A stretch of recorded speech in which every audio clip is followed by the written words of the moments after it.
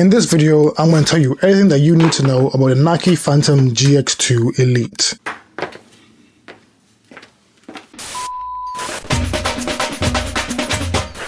Now, the pair that I have are from what Nike called the Mad Ready pack, and the colorway is described as white, metallic gold coin, and black. And generally speaking, the Phamtom GX2 / Lunar 2, I'm going to count them as the exact same thing for this for the sake of this video, just the colors a bit different. That's the only thing really.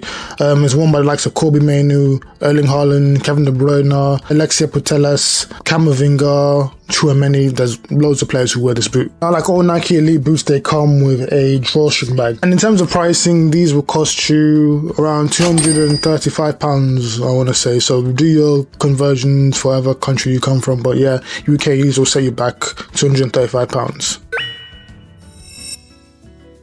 And moving on to the tech of the boot, so with the GX2, what Nike have done is pretty much combine the two previous generations, so you get the best of both worlds. So in terms of what we have here, first of all, grip knit was on both of the previous models, so the GX1 and the Lunar 1, I guess you could call it. So yeah, you have grip knit, but instead of like the kind of two-piece upper you saw on the GX1, you've got a one-piece upper in this case here.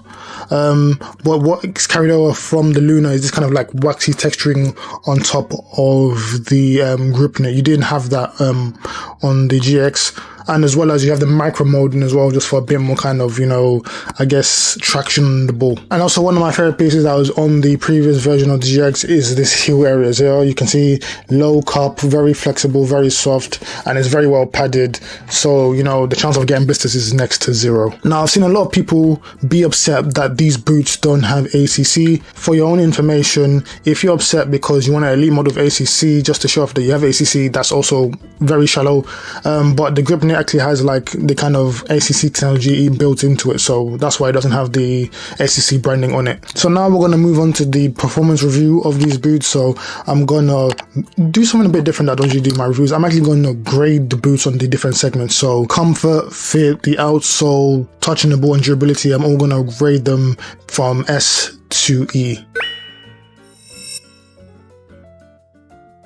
Now, one of these boots' biggest strengths is comfort. One of the best things about this boot, hands down. Like I mentioned earlier, the heel cup is very low profile, making it very soft and flexible, and there's a lot of padding in the heel. It's very comfortable. You get this very locked in, like snug sensation when you're wearing these boots. Now, the upper itself isn't too padded.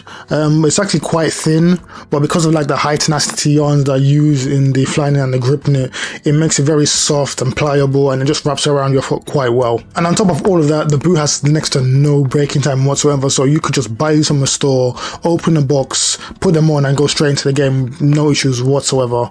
And on top of all of that, there's no irritation, so no hot spots, so the chance of me getting blisters are, well, not necessarily the chance, but like I've had no issues in terms of blisters while wearing these boots. So quite easily, overall for comfort, I'm going to give these an S.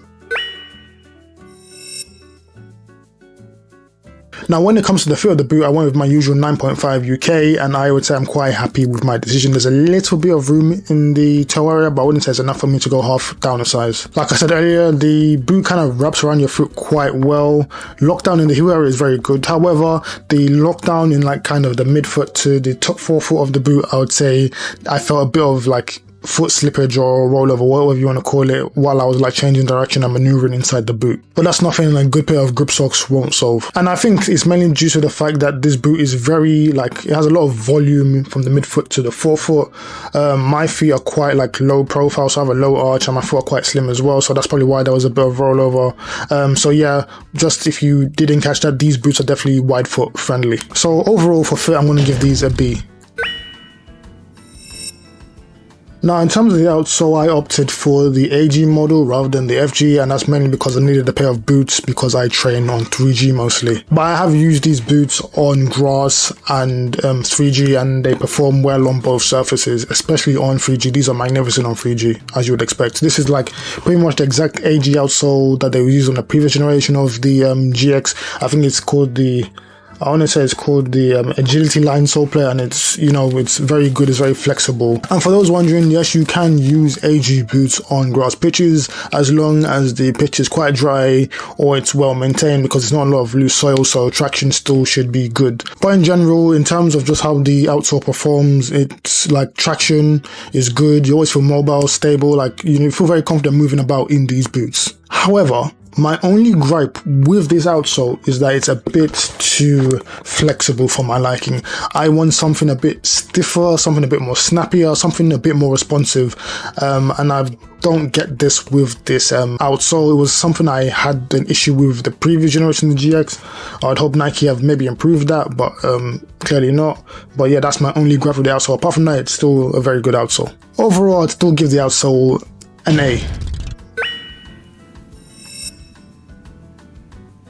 Now, the GX2/Lunar 2 is part of Nike's, I want to call it, control silo, control power. The word that Nike are using to kind of market the boot is precision. So in terms of like those kind of boots, what you're kind of looking for is something with like a highly textured upper, and that's what you get with the GX2. And I say, outside of comfort, touch on the ball is probably the strongest like performance aspect of this boot. The upper is very thin and it offers this kind of like barefoot feel while still being very grippy on the ball. It's not to the extent that you're falling over your own feet because of how grippy the boot is to the ball, but like in terms of passing, dribbling, striking the ball, receiving the ball, all of it feels like very good in these boots. You feel like you're getting a very like clean connection. And something that kind of talk about with like barefoot reeling boots when you're striking or controlling the ball is this kind of like mind to ball connections, almost like your nerve endings are touching the ball. It's not like that like literally, but like I think you can kind of get what I mean. So in general, a very thin, responsive upper, which is what you kind of want in a boot like this sometimes.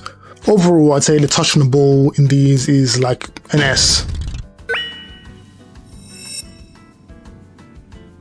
Now, in terms of durability, I've been using these boots frequently since about February now, since they first came out. And I play at least twice a week, and these boots have held up very, very well. There's absolutely no signs of kind of delamination from the upper and the sole plate. So yeah, no sole separation. There is staining, which was something that we saw on both the Lunar and the GX, but you know, what can I expect? I bought white boots, so of course they're gonna get dirty. Now, I had one issue with this boot, but it's not like a serious issue in terms of like it doesn't affect the boot's performance at all, and I think it kind of mainly derives from that soft sole plate. So on the right boot, I'll probably show you on screen, there is like a small crack on one of the kind of like, I want to call them the agility lines, I guess you can call it that, one of the like kind of more, I don't know what to call it, but yeah, like there's a little crack there. It's not caused any issues in terms of performance, but hopefully that doesn't grow as I continue to use them. But like I said, it really hasn't affected the boot's performance. So in terms of a grade, I'm going to give these an A overall. So just in summary, when you get a pair of GX2, what you can expect is a boot which is very comfortable. Overall, I think the Nike Phamtom GX2 is a very, very solid football boot, and it's definitely an improvement on both the GX and the Lunar, if you ask me. You get a great amount of comfort, a good outsole, could be a bit snappier, great touch on the ball if you like that kind of barefoot, like high kind of sensitive connection with the ball. You know, my only gripe, like I said, is the fact that, you know, that this fit in the forefoot and the to the midfoot is just a bit maybe too roomy, tiny bit too roomy, but that's just the shape of my feet, I guess. Grip socks will stop that and has stopped that for me. It's also important to remember that these are just my opinions and these aren't necessarily factual. Hopefully I can provide you a good overview of the boots themselves, but you know, it's sometimes one man's trash is another man's treasure. Some people may love the GX, some people may hate the GX, you know, that's perfectly fine. We all are different people, we have different opinions, we also have different feet, you know. I don't share nerve endings in my toes with you guys, so you might have a different opinion of this boot. But if you are interested in actually picking up a pair, I would recommend it. But that's been it for the video, guys. Hopefully I answered all your questions. If I didn't, please leave them in the comment section below. And if you enjoyed the video, please leave a like. Don't forget to subscribe as well. In the coming days, I'm going to follow up with like a direct comparison between the GX2 and its predecessors in the GX and the Lunar. So if you are interested in looking at those videos, be sure to turn on your bell notifications as well when you do subscribe. And also follow me on all my socials. I'm on X or Twitter, whatever you want to call it. I'm on Instagram, I'm on TikTok, and I'm trying to be on Twitch. Haven't sorted out the whole kind of streaming things up yet, but yeah, I'm going to be there eventually. So yeah, once again, my name is Sub. This has been Substance Ball. Thank you for watching. See you next time.